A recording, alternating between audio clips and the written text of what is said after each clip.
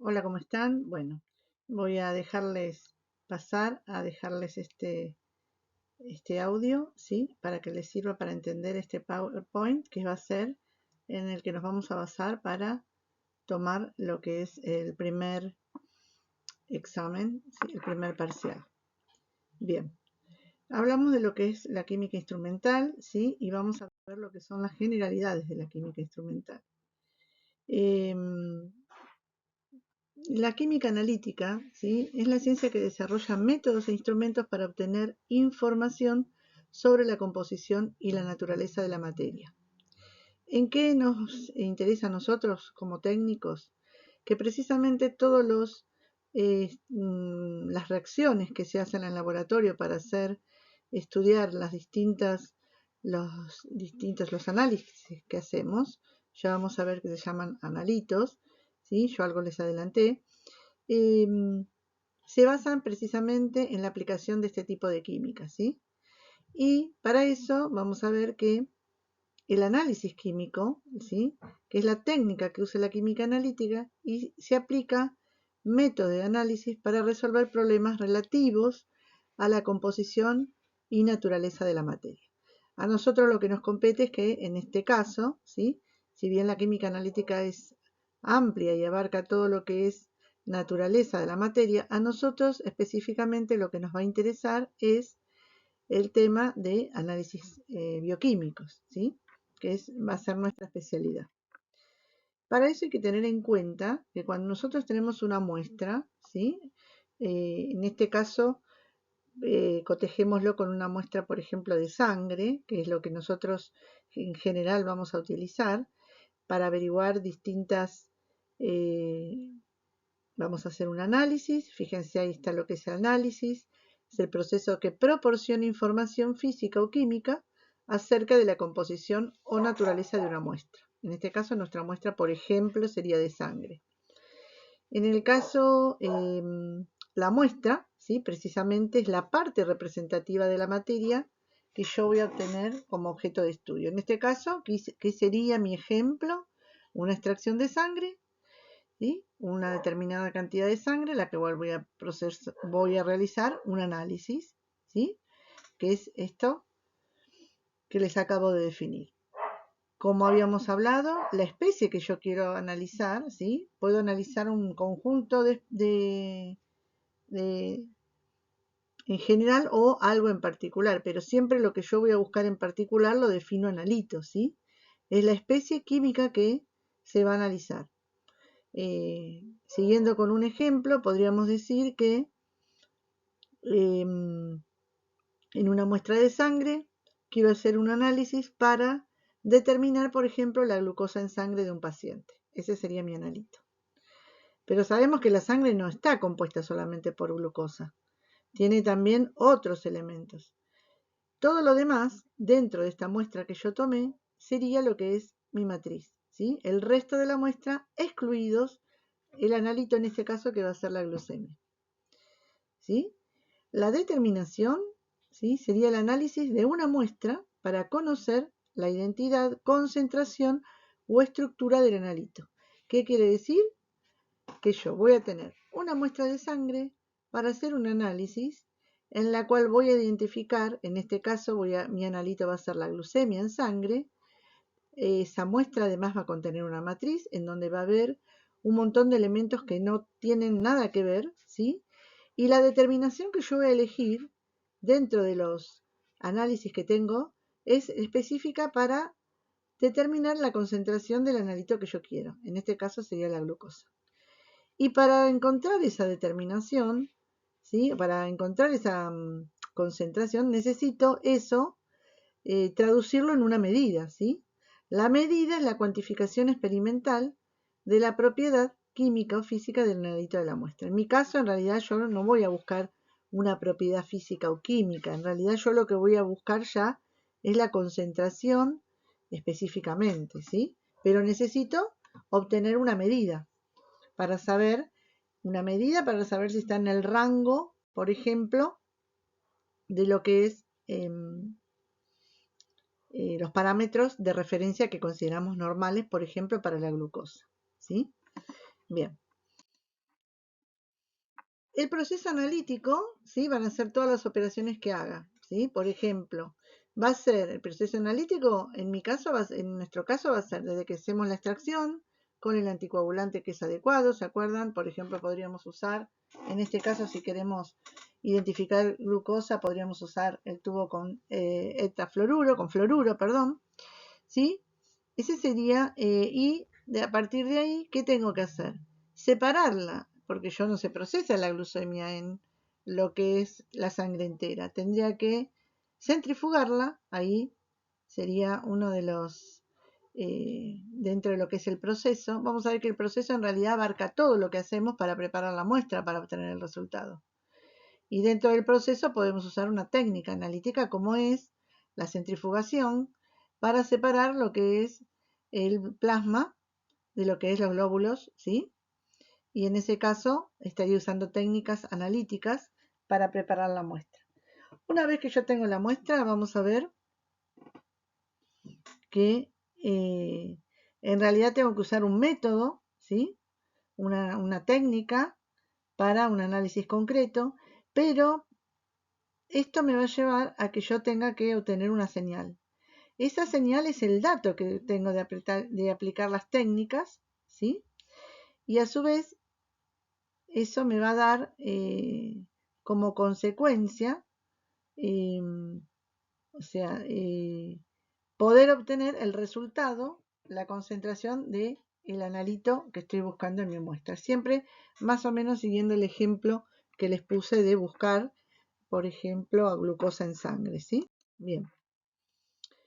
Para todos los procedimientos analíticos son las instrucciones que tenemos que seguir, ¿sí? Para aplicación, ¿sí? Esos son procesos que están normatizados de acuerdo en el trabajo. Vamos viéndolo. En el caso que les decía recién, es lo que les explicaba, hacer la extracción de la muestra con un anticoagulante adecuado, separarla por un procedimiento que era la centrifugación, ¿sí? Ese sería el procedimiento que en realidad, ¿por qué está normatizado? Porque para averiguar todas las glucosas hacemos el mismo paso. Sacamos sangre con un anticoagulante, separamos, preparamos la muestra para que se procese, ¿sí?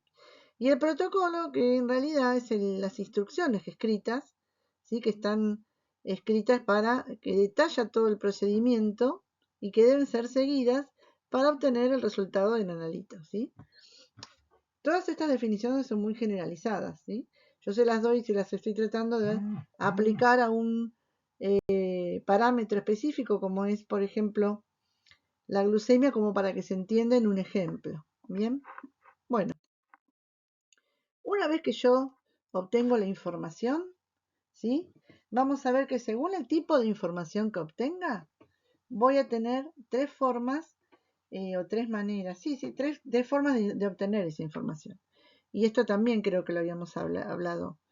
Siguiendo con el ejemplo nuestro de la glucemia, nuestro caso sería una determinación cuantitativa, ¿sí? Porque yo tengo un valor de un resultado que es numérico y que me determina el analito, ¿sí? La concentración de ese analito cuantitativamente, si me da un resultado. Pero en otros tipos de análisis podemos ver que obtenemos resultados cualitativos, en donde en realidad lo que se está identificando es el analito, como por ejemplo, en un caso en donde se haga un estudio de una unidad beta, el analito ahí a buscar sería la concentración, que esté la presencia, no la concentración, sino la presencia de, por ejemplo, la gonadotrofina coriónica, y si está, me va a dar que sí, y si no está, me va a dar que no, ¿sí? Ahí sería cualitativo. Y después hay otros que son estructurales, ¿sí? Cuando yo voy a buscar la estructura del analito. Por ejemplo, cuando hacemos una PCR, la cadena eh, de la cadena de la polimerasa, ¿sí? Una reacción que busco, por ejemplo, el ARN de un virus. Ahí estoy buscando la estructura, el ARN de un virus para identificarlo, ¿sí? Así que, según la información que yo obtengo, tengo que tener en cuenta estas tres características, que puede ser un procedimiento cualitativo, cuantitativo o estructural. También podemos ver que se puede realizar, ¿sí?, un procedimiento analítico siguiendo lo que es la naturaleza del analito. Yo puedo buscar que sea un compuesto inorgánico, eso se hace mucho en lo que es suelos, minerales y aleaciones porque se buscan por ahí elementos. Orgánico, cuando busco alimentos, fármacos, ¿sí? Y el bioquímico, que es el caso que entraría a nuestra profesión, en donde ya lo que buscamos son proteínas, enzimas, ADN o analitos como la glucosa que les decía recién, ¿sí?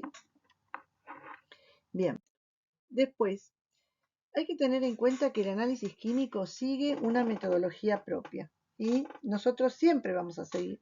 Lo que pasa es que una vez que nos acostumbramos a seguirla es algo automático y y en realidad nosotros como técnicos, en realidad la metodología es una metodología ya, aplicar una metodología que ya está estipulada, ¿sí?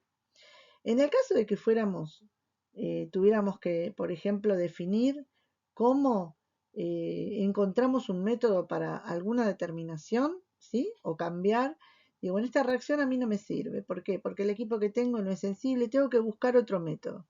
Tendríamos que hacer nos tendríamos que hacer este cuestionamiento, ¿sí? Hay una definición de un problema, hay que ver qué es lo que nos tenemos que encontrar. Para ese problema, ¿sí?, tenemos que elegir un método y para ese método vamos a ver que hay distintos pasos, como les decía, toma de muestra, transformación de la muestra para que pueda ser medible, esas son operaciones previas. Después vamos a adquirir datos una vez que hagamos, por ejemplo, la reacción o probemos con una reacción y hay que hacer un tratamiento de esos datos. ¿Qué hay que hacer? Una valoración de los resultados y una vez que obtenemos los resultados, quiere decir que ya está definido el problema, está resuelto el problema, ¿sí? Hay un replanteamiento si lo que yo definí me sirve y si me sirve, obviamente, lo tomo y lo establezco como protocolo o como determinación. Obviamente que esto, nuestra tarea, tenemos ya está hecha la tarea, ¿sí? Nosotros directamente compramos un reactivo, seguimos métodos que nos dicen, un paso que nos dicen, y ahí está la cuestión resuelta, ¿sí? Bien. Por otro lado, vemos que cuando hacemos estas o aplicamos estas técnicas, vamos a adquirir datos. Esos datos, a su vez van a ver que están basados en una calibración primeramente, ¿sí?, señales de patrones o de concentración conocida, y una determinación, que son las señales que nos damos, que son las desconocidas que obtenemos nosotros. O sea, repito para que se entienda. Yo voy a realizar la reacción de glucosa, se los explico así para ver si lo entienden más. Yo lo que voy a buscar es una determinación, ¿sí? Mi determinación me va a dar, voy a ver seguramente lo que voy a hacer, por ejemplo, utilizar un método colorimétrico, lo vamos a ver con un ejemplo en el pizarrón, en clase así, busco, por ejemplo, el valor de una concentración de glucosa, que esa va a ser mi determinación. Pero que en base a qué voy a tener que utilizar un dato por lo menos conocido como para yo tener una referencia. En ese caso es lo que usamos como calibración, ¿sí? Una vez que tengo los datos de esa calibración y de esa determinación, tengo que hacer el tratamiento de los datos. Con la calibración voy a obtener los parámetros de lo que es el calibrado. Y con la muestra voy a determinar lo que es la concentración del analito. Una vez que obtengo eso, voy a valorar los resultados, a ver si se repiten, ¿sí? Y voy a tener que medir los parámetros de calidad, reproducibilidad y exactitud, ¿sí? Eso, obviamente, en nuestro caso ya está realizado, porque nosotros nos entregan un reactivo en donde ya está probado todo esto. Por eso sabemos que nuestra adquisición de datos y nuestro tratamiento va a ser correcto. ¿Por qué? Porque en realidad nosotros ya utilizamos algo que fue probado y que está autorizado para esto, ¿sí? Bien. En lo que es la etapa de preparación, esto vamos a ver que puede requerir muchas subetapas, ¿sí? pero en general pueden distinguirse tres. Preparar la muestra para el análisis. En general este paso requiere la disolución de la misma, lo que puede exigir procesos de ataque o disgregación. En el caso que les doy yo, que les dije yo que es la glucosa, directamente nosotros lo que se llamaría preparar la muestra para el análisis, en realidad no hacemos un ataque, lo que hacemos es una centrifugación, ¿sí? Ese sería el proceso. No sería desdigregación, pero lo que estaríamos haciendo es separando las dos fases de la sangre, porque a nosotros lo que nos interesa es la fase líquida, que es el plasma. Tendríamos que separar compuestos que interfieren, ¿sí? Esta operación es muy común, ¿sí? La separación puede ser real o química, mediante el enmascaramiento o el cambio de un estado, o sea, agregando alguna sustancia. En realidad nosotros con los reactivos que utilizamos se hace todo este proceso, ¿sí? Y una vez lo que vamos a hacer es, se va a tener que derivatizar, y esto es que el analito mediante una reacción química se trata, o sea, para transformarlo en una especie medible. ¿Qué significa derivatizar para que se entienda? Entendamos esto como un proceso, nuevamente vayamos a lo que es un proceso general, ¿sí? Lo que hay que buscar, una vez que se obtuvo eso, es buscar una señal que sea medible. Yo les dije, por ejemplo, en el caso de una reacción colorimétrica, puede ser, si es cualitativa, que se defina con un color. En el caso de que sea una reacción cuantitativa, hay que buscar un equipo o definir una manera para que esa reacción se pueda convertir en lo que es que buscamos nosotros, es por ejemplo la concentración del analito, ¿sí? Y acá, por ejemplo, habla de qué es lo que se entiende por la derivatización. Si yo mi reacción, en el caso de mi reacción, ¿sí? Se forman lo que es compuestos, ¿sí? Que pueden ser medidos o revelados por equipos. En este caso, nosotros las glucosas lo hacemos generalmente por espectrofotometría. Pero las reacciones podrían ser por la formación de complejos. La formación de complejos lo vamos a ver, por ejemplo, en cuando veamos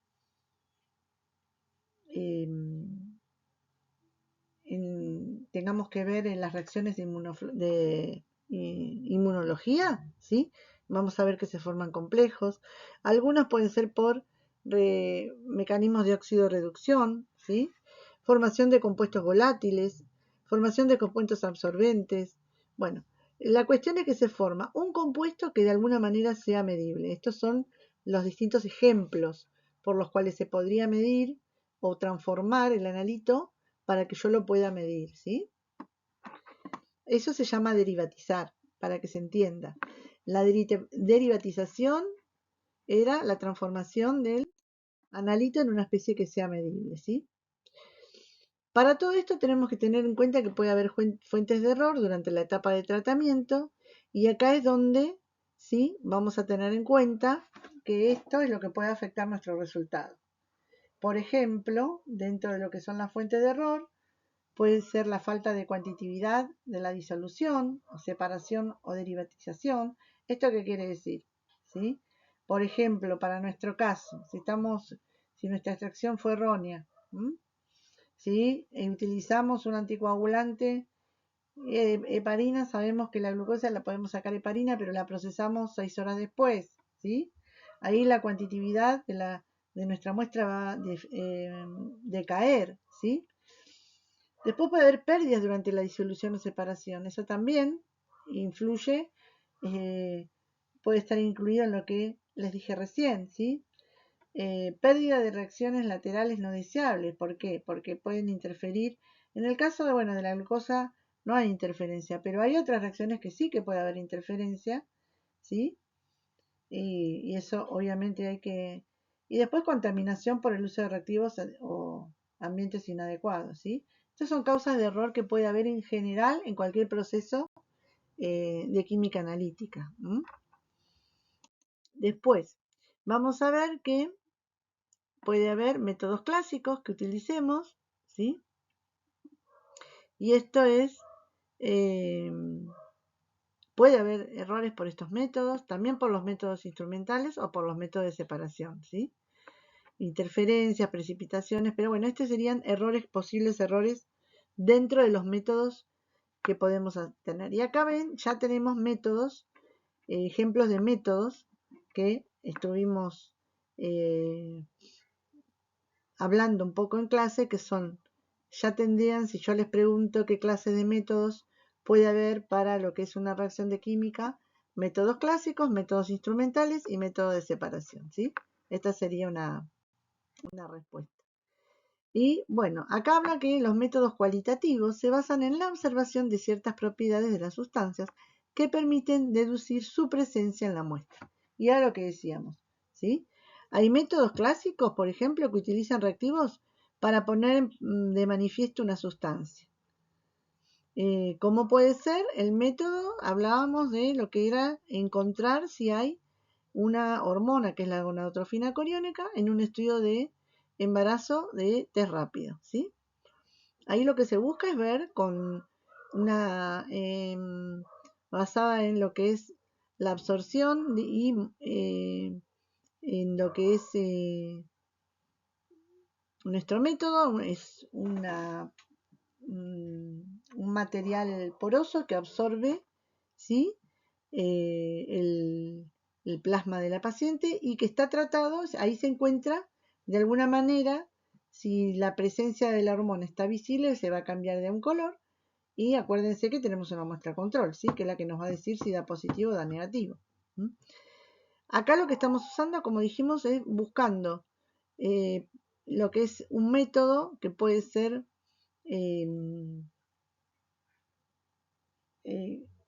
clásico para buscar si es si está la presencia o no, ¿sí? En cambio, en los métodos instrumentales ya lo que se busca es una señal que mida la presencia del analito, ¿sí? En el caso de los métodos instrumentales, yo les hablé que, por ejemplo, en espectrofotometría lo que se mide es la dispersión de la luz y lo que se mide es en absorbancias o nanómetros, ¿sí? Pero acá ya necesitamos que se transforme en una señal que se pueda medir por un equipo. Bien. Los métodos que nosotros utilizamos, vamos a ver que se van a medir por lo que es el método en sí, ¿sí? El método en sí va a tener cuantitatividad, ¿sí? ¿Y qué es la cuantitatividad? Es el grado de desplazamiento de la reacción hacia la formación de productos. Nosotros, ustedes deben haber visto en química muy someramente que si yo pongo dos reactivos A más R, me da como resultado producto, EP, ¿sí? Y que en su momento habrán visto que la concentración de P va a estar relacionada a una constante que se multiplica al mismo tiempo por la concentración de A, va a estar relacionada con la concentración de R, ¿sí? Se los explico, la ecuación química está más que nada para que recuerden. Nosotros lo que tenemos que tener en cuenta que de acuerdo a cómo la reacción se produzca, es lo que vamos a obtener, más o menos productos. Pero acá lo que explica esta ecuación, que hay una relación entre las concentraciones, ¿sí? No tienen que acordarse la ecuación. Lo que sí tienen que recordar es que hay una relación entre lo que es la concentración del analito más el reactivo que yo uso para eh, encontrarlo, que me va a dar esa relación, va a estar dada, me va a dar el producto, pero que va a estar relacionada con las concentraciones, ¿sí? Eso es lo que tienen que acordarse, que está relacionada la concentración de los reactivos con la del analito para la obtención de un producto. ¿Qué es la sensibilidad? Cuando yo hago una reacción, ¿sí? Esa reacción va a ser medible en un rango, ¿sí? Yo voy a medir cualquier cantidad, por ejemplo, de glucosa, no. Yo voy a ver valores de glucosas que no voy a poder determinar. Por ejemplo, yo tengo mi glucosa que el valor de referencia es de 70 a 110, ¿sí? la reacción que me da a mí que hay en plaza, me mide, vamos a ver, concentraciones de glucosa que si son menos de un determinado, me va a medir concentraciones de 40, sí, me va a medir concentraciones de 30 de glucosa, sí, me va a medir concentraciones de 2, no, ¿sí? ¿Por qué? Porque escapa ya a lo que es límite de identificación, ¿sí? Entonces, entendemos que la sensibilidad expresa la concentración mínima del analito que puede ser identificada con una reacción dada, ¿sí? ¿Y esa qué es? Bueno, acá lo da con una ecuación, ¿sí? Acá lo da con una ecuación porque da un valor en molar, ¿sí? Por ejemplo, dice que de esta reacción de hierro con el grupo cianuro me da cianuro ferroso, esa D, ¿sí? Me da una concentración de lo mínimo que se puede leer, por ejemplo, es de 5 por 10 a la menos 6. Acuérdense que un número expresado en la menos 6 lleva ceros adelante, ¿sí? Bien. Entonces, me está diciendo que mide un valor muy chiquito, pero menos de ese valor no va a poder medirse, ¿sí? Ya menos de ese valor, esta reacción no me va a servir, porque no me va a dar 0, pero no quiere decir que no haya, ¿sí? Puede ser que sea menos de 5 por 10 a la menos 6. Para esto vamos a ver que hay reacciones que son sensibles, muy sensibles o poco sensibles. Y de acuerdo a eso, en este caso te da el ejemplo de esta reacción, de esta ecuación. Pero cada reacción tiene una sensibilidad específica que lo vamos a ver en un inserto para que se entienda un poco mejor. Cuando son muy sensibles, ¿qué quiere decir? Que miden muy poca cantidad y así todos son muy sensibles. Sensibles, entra un parámetro dentro de lo que es lo que me da la reacción, ¿sí? Cuando haya ese valor va a tener un rango, ¿sí? En este caso va a ser entre 10 a la menos 5 y 10 a la menos 4. Ahí me va a entrar la reacción. Cuanto esté más cerca de 10 a la menos 5 va a ser muy sensible, cuanto esté más cerca de eso. Cuanto esté más cerca del otro punto, que es 10 a la menos 4, es poco sensible, ¿sí? Ese sería el rango de sensibilidad, ¿sí? Para que se entienda. Yo voy a marcar un rango de sensibilidad, la reacción me va a dar un rango entre dos números. Cuanto se acerca el número más chico, quiere decir que es muy sensible. Cuanto se acerca el número más grande, es poco sensible, ¿sí? Esto lo vamos a ver también seguramente en clase para que se entienda con más precisión sobre el pizarrón. Bien, la selectividad, ¿sí? Y esto es tener en cuenta qué grado de interferencia que presenta la reacción con respecto a lo que es la matriz, ¿sí? A las especies que están en la matriz. En general tiene muchas interferencias, muchas especies reaccionan además del analito, pero las reacciones van a ver que son selectivas, ¿sí? ¿Por qué? Porque separan hay pocas interferencias, solo reacciona un grupo reducido, o específicas, no tiene interferencias, solo reacciona el analito, ¿sí? La idea es encontrar una reacción que, si yo busco un analito, solo reaccione eso, ¿sí? La seguridad que me da es la amplitud de condiciones experimentales a las que puede realizarse la reacción. En este caso, no vamos a entrar más en detalle para que no se confundan, pero la idea es que se entienda a lo que significa seguridad. Quiere decir que son condiciones en donde la reacción estoy segura que se va a efectuar. Porque si no tengo esas condiciones, no voy a estar seguro si, por ejemplo, me dio muy poca cantidad, era porque faltó algo, o si me dio mucho porque le puse más. Generalmente cuando hay en exceso no hay problema. Las reacciones, la seguridad generalmente es cuando le pongo poco y me falta reactivo para que reaccione, ¿sí? A eso se refiere, pero lo de seguridad lo vamos a dejar como de costado porque es un concepto que por ahí les va a costar entender. Bien, Después, con respecto a la separación física, ¿sí? Hay casos que, por ejemplo, se pueden basar en lo que es la precipitación o la extracción, a eso nos vamos a referir, ¿sí? Y a lo que es la separación química o el enmascaramiento, es que vamos a tener que buscar por ahí asociar lo que es un analito de alguna manera, enmascararlo, ¿para qué? Para que el que me puede interferir, ¿sí? No se vea, ¿sí? Reaccione y que solamente me reaccione el que estoy buscando. Acá le tienen un ejemplo, por ejemplo, yo tengo una reacción que eh, lo que se hace es enmascarar el yoduro ferroso, ¿para qué? Para que no me aparezca y me aparezca solamente el yoduro de cromo, que es el que quiero buscar, que en este caso se va a ver violeta. Acá sin enmascaramiento sería, ven, se verían los dos, obviamente se confundirían, y acá en esto, al ser este incoloro, solo me deja ver el que estoy buscando. Bueno, de acuerdo a las propiedades, esto es lo que hablamos con lo que era derivatización, ¿sí?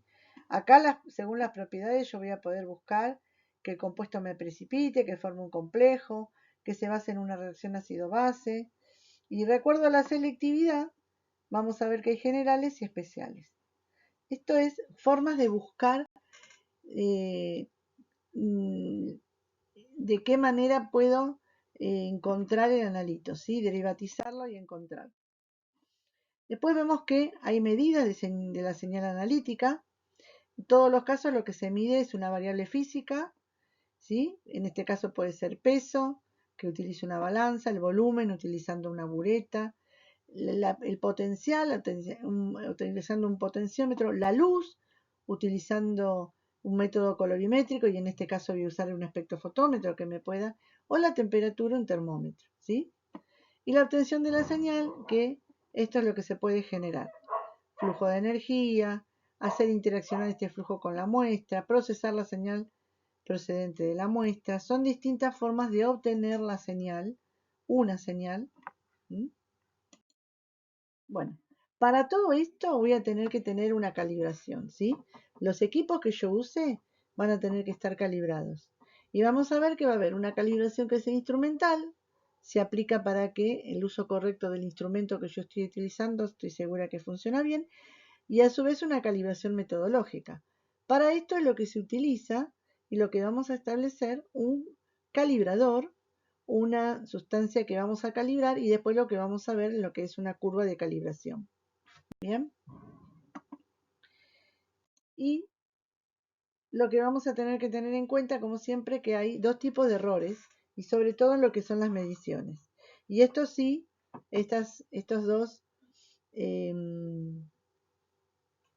definiciones, sí o sí, necesito que las tengan presentes, ¿sí? Error aleatorio son indeterminados y su valor puede ser positivo o negativo, se deben al propio proceso de medida, ruido, escala y a la irreproducibilidad del trabajo experimental, ¿sí? Se evalúan por medios estadísticos y pueden minimizarse. Todos los errores aleatorios serían los errores que se pueden cometer en el momento de hacer la determinación. ¿Por qué? Por una cuestión de los reactivos y los equipos que utilizo, ¿sí?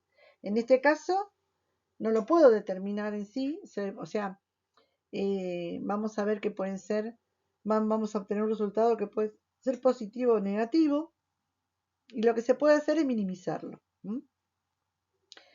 Después tenemos errores sistemáticos, que esto en realidad siempre son del mismo signo, van a ser negativos o positivos. Y estos se deben a lo que es a lo que son los sesgos de constantes del trabajo experimental, ¿sí? Por ejemplo, falta de calibración, que se contaminen las muestras, el vicio del personal, que por ahí quiere decir que, bueno, eh, por ahí no seguimos todos los pasos, o, por ejemplo, las determinaciones que se hagan con diferentes personas, ¿sí? Estos sí se pueden determinar y deben estar ausentes porque sí se pueden definir, ¿sí? La contaminación de reactivos se tiene que evitar, la falta de calibración también porque hay que calibrarla. Los errores sistemáticos deben estar ausentes. Los aleatorios se pueden identificar, ¿sí? y se pueden minimizar. Pero los sistemáticos no, porque, a ver, sí se pueden evitar, a eso voy. Deben evitarse. ¿Bien? Bueno, perdón, se me había cortado, ¿sí? La última diapo, ¿sí? Que según el origen de estos errores, pueden ser error en el muestreo, ¿sí? Que es el que se introduce durante la toma de muestra. Error en la medida, se debe a lo que es las limitaciones del instrumento que yo mido, depende de si es un instrumento, la característica y generalmente este tipo de error lo trae, está indicado, ¿sí? Por el fabricante del equipo que yo uso. Error experimental, cuando se hace en el procedimiento, y error personal, que se debe a los sesgos que puede introducir el analista. ¿Sí? Bien, vamos a subir este video para que les quede, y en base a esto va a estar tomado el primer parcial, lo vamos a hablar el lunes.